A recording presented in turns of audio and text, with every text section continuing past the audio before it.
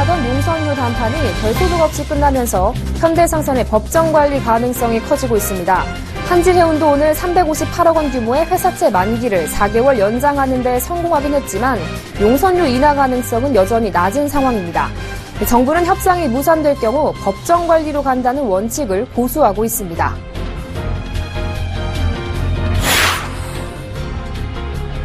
글로벌 반도체 시장을 이끌고 있는 삼성전자와 SK하이닉스의 D램 매출이 올 1분기 두 자릿수대의 감소세를 보였습니다. 글로벌 경기 침체 탓에 PC와 IT 산업의 수요가 줄었고 이에 D램 가격이 추락했기 때문입니다. 여러 투자자로부터 돈을 모아 부동산에 투자한 뒤 수익을 되돌려주는 리츠 투자가 연평균 8%대 수익을 내면서 투자자의 관심이 높아지고 있습니다. 자세한 이야기는 잠시 후 투데이 포커스에서 알아봅니다. 다음 달부터 온라인에서 자신의 실제 자동차 보험료를 보험회사별로 비교해 볼 수 있게 됩니다.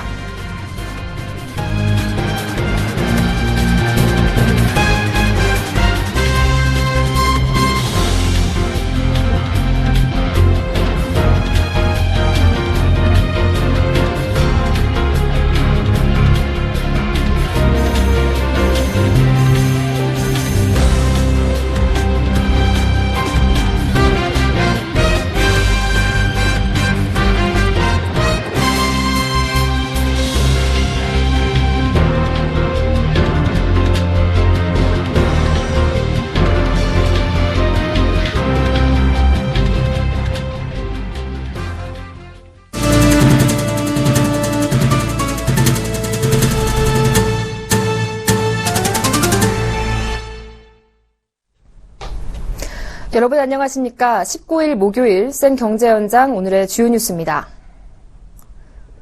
현대상선의 법정 관리 가능성이 커지고 있습니다. 구조조정에서 가장 중요한 열쇠로 채권단까지 나선 해외 선주들과의 용선료 담판이 별 소득 없이 끝난 가운데 나머지 선주들과 진행하려던 협상도 불투명해졌기 때문인데요. 정부도 법정관리 원칙을 고수하겠다는 입장이어서 시장에서는 법정관리 가능성에 무게를 싣고 있습니다. 김성훈 기자가 보도합니다. 현대상선과 채권단이 오늘 벌크 선사 위주의 선주들과 진행할 예정이었던 화상회의 형식의 컨퍼런스콜을 취소할 것으로 보입니다. 애초 현대상선과 채권단은 어제 주요 컨테이너 선사 4곳과 만나 용선료 인하 협상을 벌이고 오늘 벌크 선사 위주의 나머지 선사들과 컨퍼런스콜을 통해 추가 협상을 진행할 예정이었습니다. 하지만 전체 협상의 열쇠로 주목되던 어제의 협상이 서로의 입장 차이만 확인한 채 무산되면서 컨퍼런스콜까지 그 의미를 잃게 된 겁니다. 이로써 전체 용선료 협상은 물론이고 구조조정 자체의 성공 여부도 불투명해졌습니다.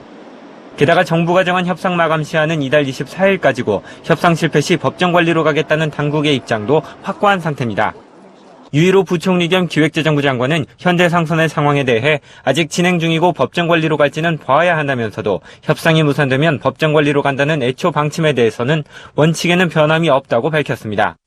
오늘 채무 조정을 위한 첫 사채권자 집회를 연 한진해운도 상황은 크게 다르지 않습니다. 집회 결과 23일 만기가 도래하는 358억 원 규모의 회사채 만기를 4개월 연장하는 데 성공하긴 했지만 채권단의 금융 지원을 받기 위한 조건인 용선료 인하 협상 가능성은 여전히 낮기 때문입니다. 해외 선주 입장에서는 용선료 인하 자체가 계약 변경을 요구하는 것이기 때문에 법적 분쟁이 발생할 소지가 크고 채권단이 준 협상 기한도 오는 8월 말까지여서 사실상 협상이 불가능하다는 것이 업계의 분석입니다. 오늘 열린 국책은행 자본확충협의체에서는 이 같은 상황을 반영해 늦어도 다음 달 중에는 자본확충 방안을 마무리해 신속한 구조조정에 나설 계획입니다. 서울경제TV 김성훈입니다. 글로벌 경기 침체 영향으로 국내 반도체 업체들의 D램 매출이 급격히 줄어들었습니다. 세계 D램 시장 1위와 2위인 삼성전자와 SK하이닉스로서는 근래 보기 드문 두 자릿수 매출 감소를 경험한 것인데요. 두 회사 모두 이익률은 양호하게 유지되고 있고 미세 공정 진화로 전망은 그리 나쁘지 않다는 분석입니다. 앵커 리포트입니다. 전 세계적인 경기 침체에 PC와 IT 산업의 수요 부진으로 D램 제품 단가가 추락하면서 글로벌 반도체 시장을 선도하고 있는 삼성전자와 SK하이닉스의 D램 매출도 큰 타격을 입었습니다. 두 회사 모두 두 자릿수대의 급격한 매출 감소를 경험한 것입니다. 반도체 전자상거래 사이트인 디램 익스체인지와 반도체 업계에 따르면 올해 1분기 삼성전자의 디램 매출은 39억 7,200만 달러로 전분기보다 16.6% 줄었습니다. SK하이닉스도 1분기 디램 매출이 23억 1,700만 달러에 그쳐 전분기보다 19.2% 감소했습니다. 미국 마이크론 그룹도 1분기 매출이 전분기보다 18.4% 감소하는 등 디램 시장 전체가 16%대의 매출 감소를 기록했습니다. 시장 점유율은 삼성과 SK하이닉스 두 곳을 합친 것이 74.4%로 여전히 압도적인 수준을 유지하고 있습니다. 삼성전자의 점유율은 46.4%로 전분기 수준을 유지했지만 SK하이닉스의 점유율이 27.1%로 전분기보다 0.8%포인트 낮아졌습니다. 출하량이 줄어들긴 했지만 반도체 미세 공정의 진화로 삼성전자는 영업이익률 40%, SK하이닉스는 14%를 기록하는 등 수익은 안정적입니다. 디램 익스체인지는 올 2분기 삼성전자의 경우 현재 20나노미터에서 18나노미터로 미세 공정을 바꾸면서 가격 경쟁력에서 절대 우위를 점할 수 있어 실적이 반등할 수 있을 것으로 전망했습니다.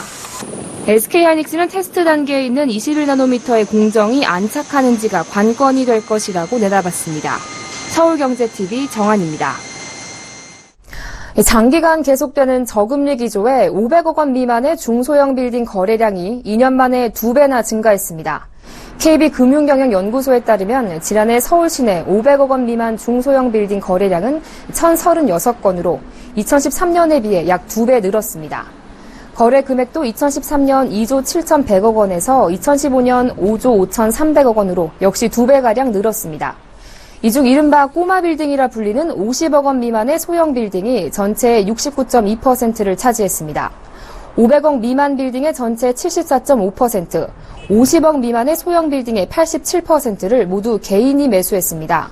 이렇게 중소형 빌딩 거래가 늘어나는 것은 최근 저금리 기조에 더해 자산가들에게 빌딩이 금융상품 등보다 상대적으로 안전한 투자처로 인식되고 있기 때문입니다.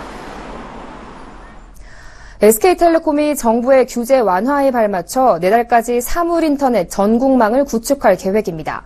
SK텔레콤은 대구 IoT 시험장에 이달 말까지 저전력 장거리 무선 기술을 기반으로 한 통신망을 구축한 뒤 상반기 내 인구 대비 99%, 전국 면적 대비 90% 수준의 전국망을 제공할 예정입니다.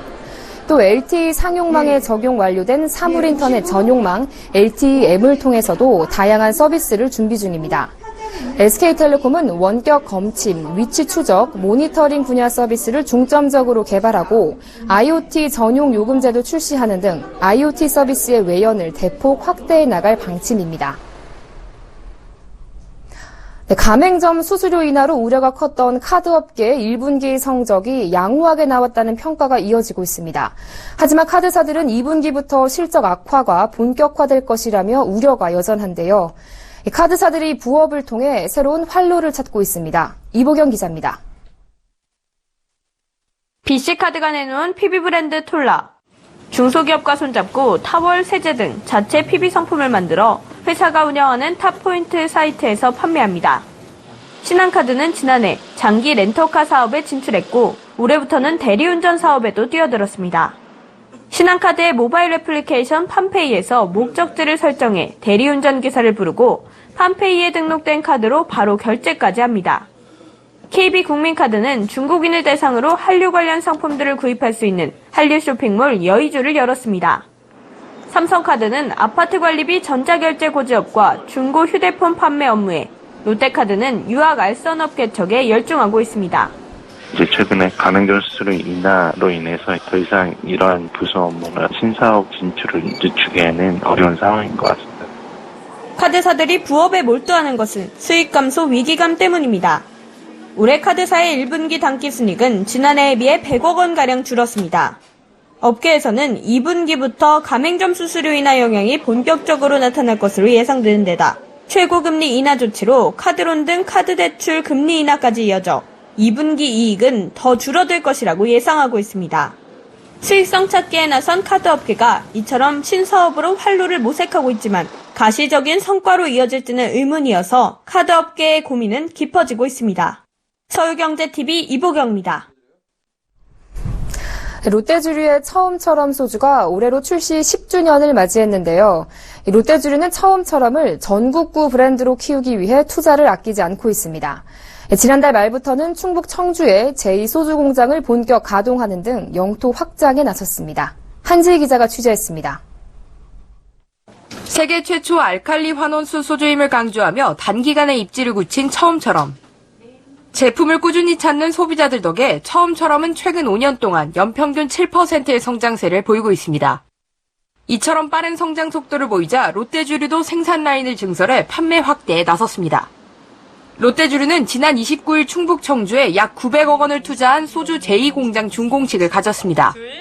총 2년간의 공사기간을 거쳐 준공된 청주공장은 분당 소주 1000병, 연간 1000만 상자 규모를 생산할 수 있어 처음처럼의 생산 물류기지로 자리 잡을 계획입니다. 롯데주류는 청주공장을 통해 서울 수도권은 물론이고 영남, 호남 등 지방시장 점유율을 올려나갈 방침입니다. 최근 5년간 연평균 7% 이상씩 성장하고 있는 처음처럼과 순하리의 안정적 공급을 위한 생산기지이자 효율적인 물류기지로서의 역할을 수행하게 됩니다. 롯데주류는 클라우드 충주공장 생산시설 증설도 진행 중입니다. 연내 제1공장이 있는 충북 충주에 제2공장을 완공해 연간 생산량을 30만 킬로리터까지 늘리기로 한 것입니다. 올해로 출시 2주년을 맞은 클라우드는 벨기에 국제 주류 품평회 몽드 셀렉션에서 2년 연속 금상을 받는 등 국제적으로 인정받고 있습니다. 서울경제TV 한지희입니다. 미래의 새로운 성장 동력으로 떠오른 K푸드가 새로운 시장 개척에 나서고 있습니다. 국내 베이커리 시장은 포화 상태에 이르러 경쟁이 한층 치열해지고 있는데요. 이에 뚜레쥬르가 한류 바람을 등에 업고 아시아 시장 공략을 강화하고 있습니다. 박미라 기자가 보도합니다. 매일매일 갓 구운 빵을 만들겠다는 슬로건으로 1997년 구리시 교문동에 처음 문을 연 뚜레쥬르. 2년 만에 100호점을 열더니 2009년 1000호점을 오픈한 데 이어 최근에는 미국과 중국, 동남아시아 지역으로 매장 수를 늘려가고 있습니다. 지난 12일 뚜레쥬르는 몽골 현지 기업인 몽베이커리와 마스터 프랜차이즈 협약을 맺고 올해 울란바토르에 1호점을 개점하기로 했습니다. 직접 가맹점을 모집하기보다 현지 파트너와 합작 법인을 만들어 지점을 설치하는 방식입니다. 뚜레쥬르의 마스터 프랜차이즈 파트너사인 몽베이커리는 베이커리 카페 사업을 영위하는 외식 전문 기업으로 1998년 한국인 제빵사를 영입해 한국형 베이커리 시스템을 몽골 내 처음으로 선보였습니다. 뚜레쥬르는 현재 미국과 중국, 베트남, 인도네시아, 필리핀, 캄보디아, 말레이시아, 그리고 최근 몽골에까지 진출하면서 8개국의 약 220여 개 매장을 직가맹 형태로 운영하고 있습니다. 2005년엔 중국 베이징에 1호 매장을 열고 중국 11개 지역에 진출하며 국내 베이커리 브랜드 중 중국 내 최다 지역의 매장을 운영 중입니다. 뚜레쥬르와 의미와 발음이 비슷한 뚜어러즈르라는 중국식 브랜드명으로 진출한 뚜레쥬르는 중국 중견기업 제품 품질 보장센터가 선정하는 베이커리 부문에서 AAA 브랜드 기업으로 선정된 바 있습니다.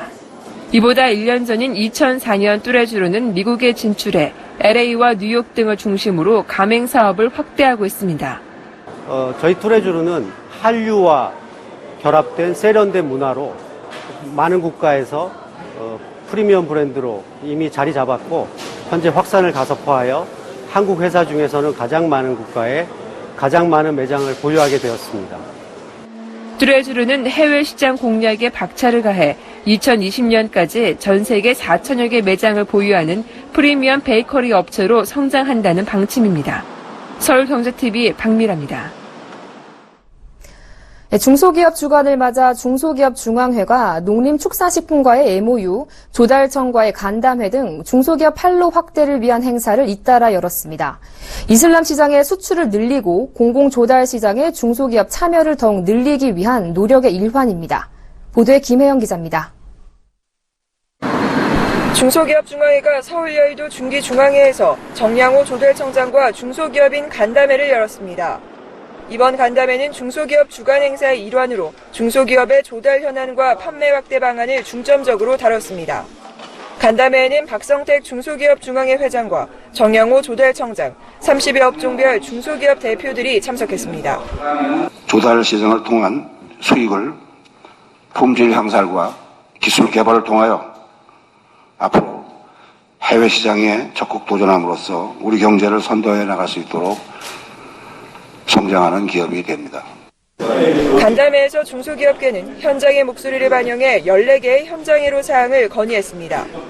조합 MAS 등록기업에 대한 차별 해소, MAS 2단계 경쟁 내 물량 쏠림 현상 방지 등이 주요 안건입니다. 조달청 입장에서 본다고 하면 1년에 이제 전체적으로 직간접적으로 모든 조달하는 금액 한 55조 정도가 됩니다. 그래서 이 부분을 좀 잘 활용해서 중소기업들이 또 성장하는 그러한 또 재원으로 또 소중하게 또 활용해야 될 그런 필요도 있다고 봅니다. 앞서 중기중앙회는 이날 오전 농림축산식품부와 업무 협약을 맺었습니다. 이번 협약을 통해 최근 급성장하고 있는 할랄 코셔 시장에 중소기업이 진출할 수 있도록 적극 협력할 계획입니다. 할랄은 이슬람 율법에 따라 무슬림이 먹고 쓸 수 있도록 허용된 제품을 총칭하고, 코셔는 유대교 율법에 의해 신선한 식재료를 선정하고 조리 과정에서 엄격한 절차를 거친 음식을 뜻합니다. 중기중앙회는 닷새 간의 중소기업 주간을 맞아 각종 MOU와 간담회를 통해 340만 중소기업인의 동반 성장 기회를 모색하고 있습니다. 서울경제TV 김혜영입니다.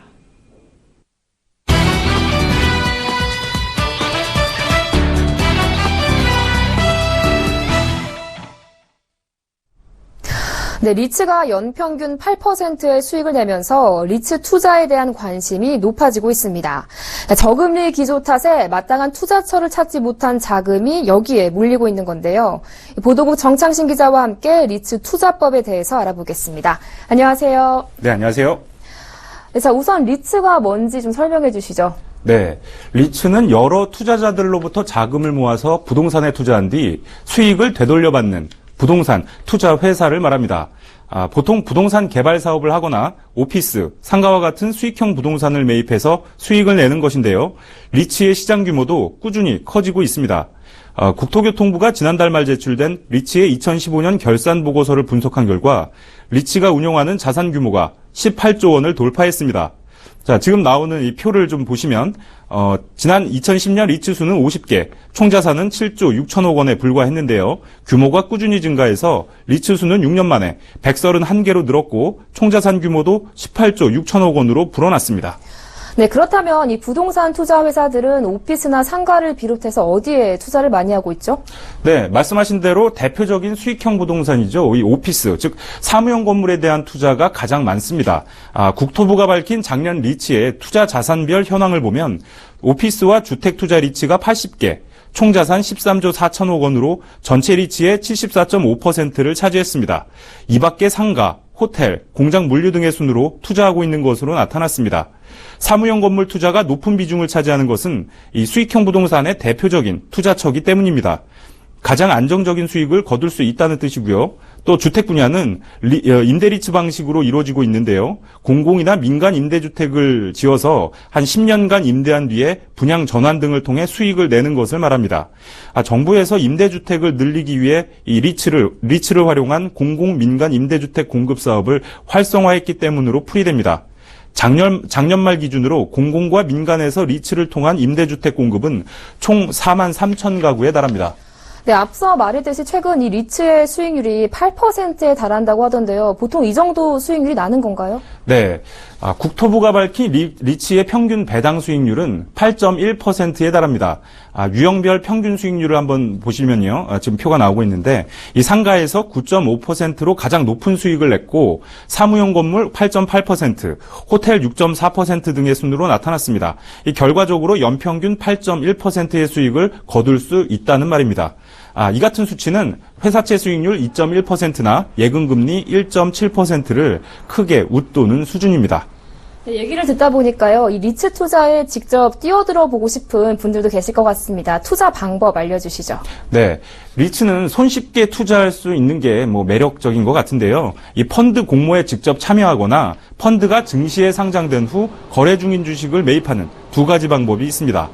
공모에 참여할 때는 투자자들은 증권 신고서, 투자 설명서 등을 꼼꼼히 읽어본 뒤 청약 접수를 하면 되고요. 또 청약 시엔 청약 증거금이란 걸 내야 되는데요. 보통 청약 금액의 100%를 청약 증거금으로 내야 합니다. 증시에 상장된 경우는 공인인증서로 로그인한 뒤 HTS를 통해 거래할 수 있고요. 특히 일반 기업처럼 그러니까 일반 기업의 이 주식처럼 증시에 상장됐기 때문에 주가가 오르면 배당 수익과 함께 시세 차익도 올릴 수가 있습니다. 국토부는 이 리츠 정보 시스템 홈페이지를 통해서 투자 방법과 주의사항 등을 알려주고 있으니까 확인하시기 바랍니다. 네, 연평균 8%의 수익률을 기록하면서 최근 투자자의 관심이 높아지고 있는 리츠에 대해서 이게 어떤 것이고 또 어떻게 투자하면 되는지 보도국 정창신 기자와 함께 알아봤습니다.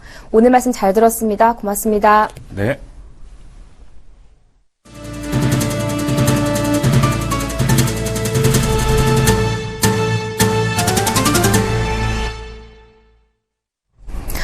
다음 달 말부터 온라인에서 본인의 실제 자동차 보험료를 보험회사별로 비교해 볼 수 있는 시스템이 구축됩니다.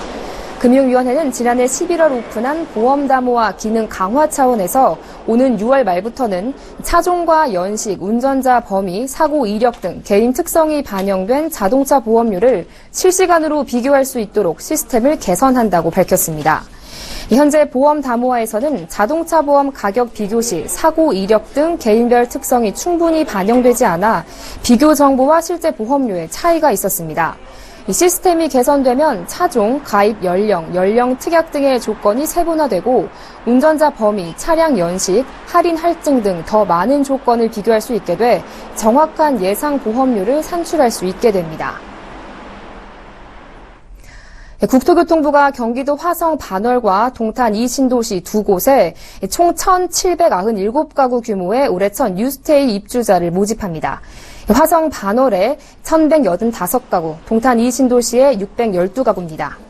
뉴스테이 기업형 임대주택은 8년 동안 임대기간이 보장되고 임대료 상승률도 1년에 최고 5%까지 제한됩니다. 청약 통장과 주택 유무에 관계없이 만 19세 이상이면 누구나 신청할 수 있습니다. 재능기부자 등에 대한 특별 공급은 오는 27일에서 29일까지 청약을 실시하고 30일에 당첨자를 발표합니다. 일반 공급의 경우 5월 31일에서 6월 1일까지 청약을 실시하고 6월 7일에 당첨자 발표를 실시합니다. 특별 공급은 롯데건설 모델하우스에서, 일반 공급은 금융결제원 아파트 투유 사이트를 통해 신청하면 됩니다. 국토부는 연말까지 12,000가구의 뉴스테이 입주자를 모집할 계획입니다. GS건설이 지난해 11월 분양한 동천자이 1차의 후속작인 동천자이 2차의 청약이 시작됐습니다. 오늘 특별 공급을 시작으로 내일과 모레 각각 1순위와 2순위 청약을 받습니다. 당첨자는 26일 발표되며 계약 기간은 5월 31일부터 3일간 진행됩니다. 입주는 2019년 5월 예정입니다. 동천자이 2차는 지하 3층에서 지상 36층 8개 독에 전용 면적 59제곱미터에서 104제곱미터로 총 1,057가구입니다. 단지는 최강성과 통풍성을 위해 남향 위주 배치에 포베이 판상형 마통풍 중심으로 설계했고 최고 36층 높이의 스카이라인으로 조망권도 확보했습니다. 인근에는 동천역이 위치해 강남역까지 6정거장만에 이동할 수 있고 대왕 판교로 용인에서 서울 간 고속도로 등 다양한 도로망도 인접해 있습니다. 또 북측으로는 판교 신도시, 동측으로는 분당 신도시와 인접해 있어 분당과 판교의 생활 편의시설을 쉽게 이용할 수 있습니다. 올해 1분기에도 서울의 인구 유출이 지속되면서 주민등록상 인구 1,000만 명 붕괴를 눈앞에 두고 있습니다. 정부가 부진에 빠진 에너지 공공기업의 구조조정 차원에서 한국석유공사와 가스공사를 합치거나 양사 간 중복 조직 기능을 통폐합하는 방안을 검토 중입니다. 지난해 12월 결산법인이 올해 외국인 실질 주주에게 배당한 돈이 7조 3,919억 원으로 작년보다 22.5% 증가한 것으로 집계됐습니다. 상장지수증권 ETN 종목이 시장 개설 1년 반 만에 100개를 넘어섰습니다.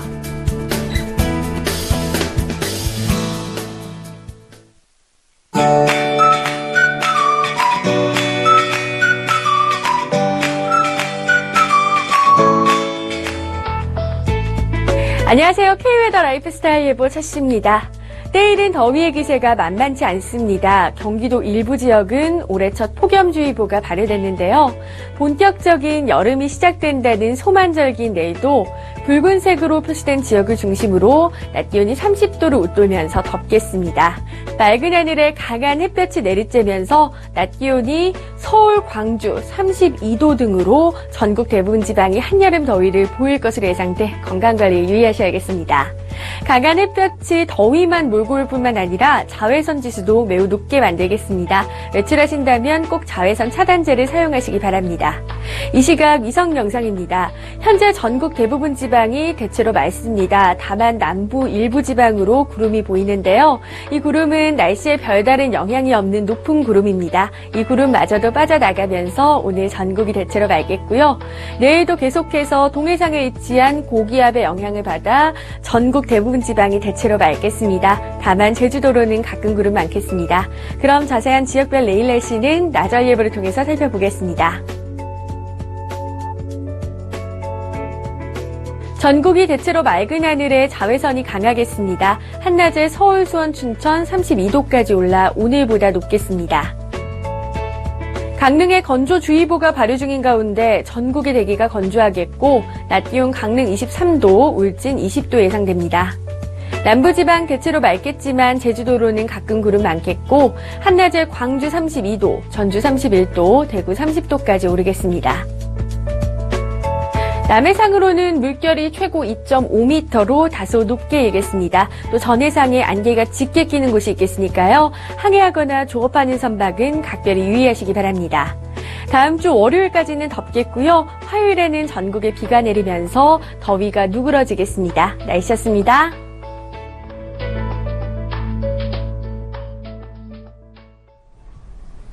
네, 오늘 한여름 날씨를 방불케 할 정도로 날이 참 더웠습니다. 이런 때일수록 한낮에 야외 활동을 피하고 물을 자주 마시는 것이 좋다고 하니까요. 건강 관리에 유의하시기 바랍니다. 생경제 현장 여기서 마칩니다. 시청해주신 여러분 고맙습니다.